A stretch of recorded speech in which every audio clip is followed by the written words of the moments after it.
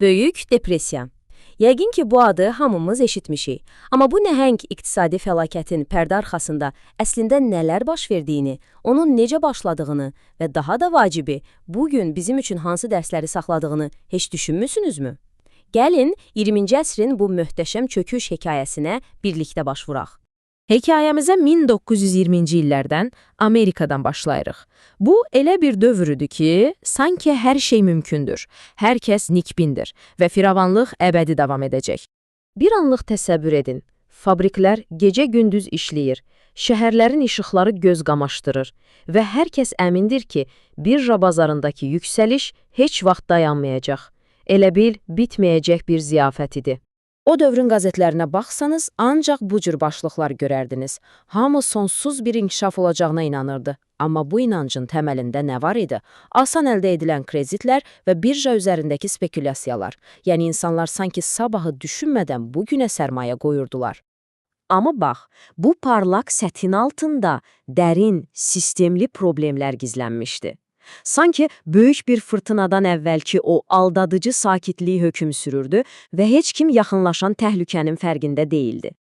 Yaxşı, bəs bu gözqamaşdırıcı fasadın arxasında əslində nə baş verirdi? Bu çöküş, bilin ki, təsadüfi bir hadisə değildi. Bu, sadəcə olaraq içəridən çürüyən bir sistemin məntiqi sonuydu. Baxın, sistemin 4 əsas qüsuru vardı. Birincisi, həddindən artıq istehsal. Yəni, ambarlar doluydu, amma alıcı yox idi. İkincisi, kredit köpüyü. Demək olar ki, hər şey borc pulla alınırdı. Üçüncüsü, birja spekulyasiyası. Yəni, insanlar səhmləri şirkətlərin real dəyərinə görə yox, sadəcə qiymətlərin daha da qalxacağı ümidi ilə alırdılar. Bu artıq sərmayə yox, demək olar ki, qumar idi. Və nəhayət dördüncüsü, zəif banklar. Minlərlə kiçik bankın heç bir ehtiyat fondu yox idi. Bütün bunlar bir araya gələndə fəlakət üçün mükəmməl bir zəmin hazırlayırdı. Mənbələrdə tez-tez istifadə olunan balon və ya köpük ifadəsi vəziyyəti çox dəqiq izah edir. İqtisadiyyat həddindən artıq şişirilmişdi və hər an partlamağa hazır vəziyyətdə idi. Gərginlik getdikcə artırdı və o an gəlib çatdı. Firavanlıq illüziyasını bir anda darmadağın edən o hadisə. 1929-cu ilin Wall Street çöküşü. Köpük partladı. Çöküşün yaratdığı xaosu təsəvvür etmək belə çətindir. Milyardlarla dollarlıq sərvət bir neçə saatın içində sadəcə buxarlandı, yox oldu. Bu bir domino effekti yaratdı. Panika, iflaslar, hər şey bir-birinin ardınca gəldi. İnsanların bütün ömürləri boyu yığdıqları bir anda heç oldu. Yaxşı, bu rəqəmlər, bu maliyyə terminləri, bəs adi insanlar? Bu mücərrəd çöküş onların həyatına necə təsir etdi? Bax, əsl faciə də elə buradadır. Çünki rəqəmlərin arxasında real insan tanələri dayanırdı. Depressiyanın ən pik nöqtəsində ABŞ-da işsizlik səviyyəsi inanılmaz bir həddə çatmışdı, 25%. Bir anlıq düşünün, bu deməkdir ki, küçədə gördüyünüz hər 4 nəfərdən biri işsiz idi. Bu sadəcə bir statistika değildi. Bu əsl insan faciəsi idi. Banklar bağlandı, fabriklər dayandı, ailələr evsiz qaldı. Şəhərlərdə kilometrlərlə uzanan çörək növbələri yaranmışdı. Amma bəlkə də ən dəhşətlisi oydu ki, insanlar sadəcə işlərini və evlərini deyil, həm də gələcəyə olan ümidlərini itirmişdilər. Amma bilirsiniz, ən qaranlıq gecənin belə bir sübhü olur.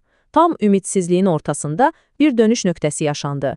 Səhnəyə yeni bir lider və böhrana qarşı tamamilə fərqli, radikal bir yanaşma çıxdı. Bu sözlər Franklin Delano Roosevelt'ə aiddir. 1933-cü ildəki and içmə mərasimində səsləndirdiyi bu cümlə sadəcə bir şüar deyildi. Bu, ölkəyə bir mesaj idi. Artıq passiv şəkildə gözləməyəcəyik, aktiv mübarizə aparacağıq.